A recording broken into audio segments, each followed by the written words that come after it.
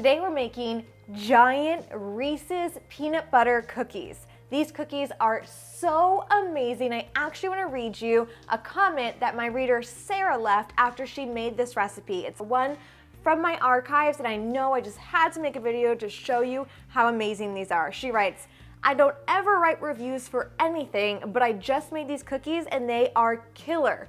They might be the best thing I've ever made, and I cook for a living. Seriously good, no joke." How awesome is that? Thanks so much, Sarah. So in just a second, I'll show you how to make these killer cookies and how to make them ahead of time.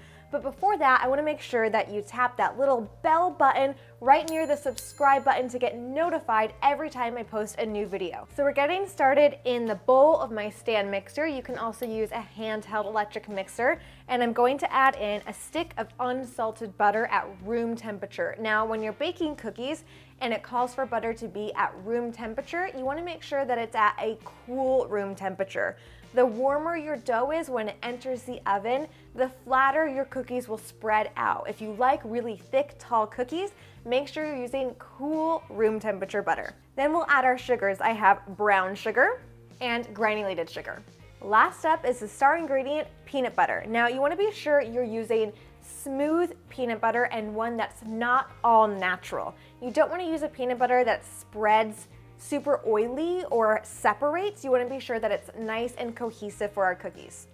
Okay, so I'm just going to attach my blade here and give this a mix. When you're making cookies, you want to beat the butter and sugar ingredients until they're light and fluffy. That means they should lighten up in color and look nice and pale and be fluffy in texture, but you don't want to beat them for too long.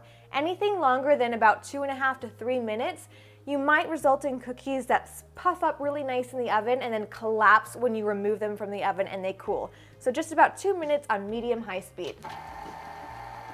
Okay, so I'm just going to give this a quick scrape. Even though I'm using my blade attachment that has the silicone scraper, I'm still gonna get to the very bottom of the bowl because that's where butter tends to hide out in the bottom. And if you've ever made a batch of cookies where the last few that you scooped out and baked spread out or got really weird and greasy and didn't turn out right, it might have been because there were hidden pockets of butter at the very bottom of your bowl. Also, I have a free cookie customization guide that's available for you to download. It shows you how to do cakey cookies versus soft cookies versus chewy versus crispy, all the tips for customizing your favorite cookie recipes to get the exact texture you want. So to download that guide, you can click the link below or just head on over to handletheheat.com/cookie. Next up, I'm going to add 2 room temperature eggs. You want to be sure to use room temperature eggs whenever you're baking. They just blend in more cohesively to any batter or dough. Next up, a tablespoon of milk. You can use any kind of milk. This just helps to loosen up the dough since the peanut butter is so thick and rich. And some vanilla extract. Give that a quick mix. And then we'll add the dry ingredients. Baking soda, some fine salt, and all-purpose flour. And all of the ingredient measurements, including weight measurements, are listed down below. Just give that a mix until it all comes together. Okay, and the last set of ingredients is probably the most exciting. We're going to be adding in semi-sweet chocolate chips, peanut butter chips, and Reese's Pieces. And give that a mix. If your mixer is having a hard time getting that all together, you might have to get down in there with your hands. Okay, my dough is all ready to go, so now we're going to shape it. So we're going to actually take 1/4 cup measurement balls of dough because these are giant cookies, and use that to scoop out 1/4 cups of the dough and then roll them into balls with your hands. And then pop it down on my parchment lined baking sheet. I prefer parchment paper over silicone baking mats, but that's just my personal preference. And then go ahead and flatten it into about a 1/2 inch disc. And then repeat that for the rest of the dough.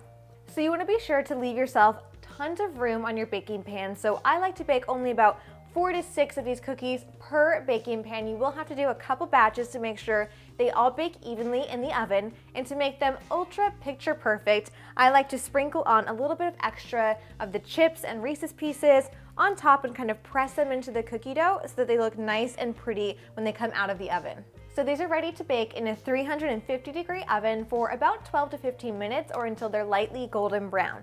Or to make these cookies ahead of time, what I like to do is actually freeze these discs of cookie dough. So I'll get a bunch more, as many as will fit on a baking sheet, pop it into the freezer until they're nice and hard, and then remove them to an airtight container.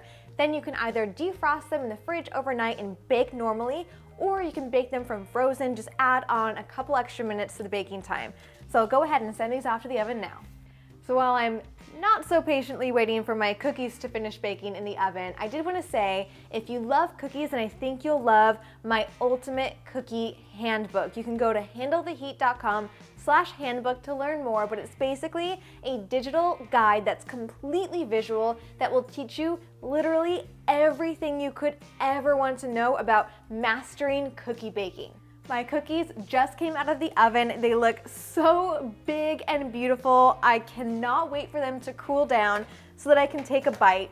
I really hope you liked this video. If you did, be sure to give it a thumbs up and share it with another peanut butter obsessed friend of yours. And be sure to subscribe to my channel for new videos every week. Thanks so much for watching, and I'll see you next time.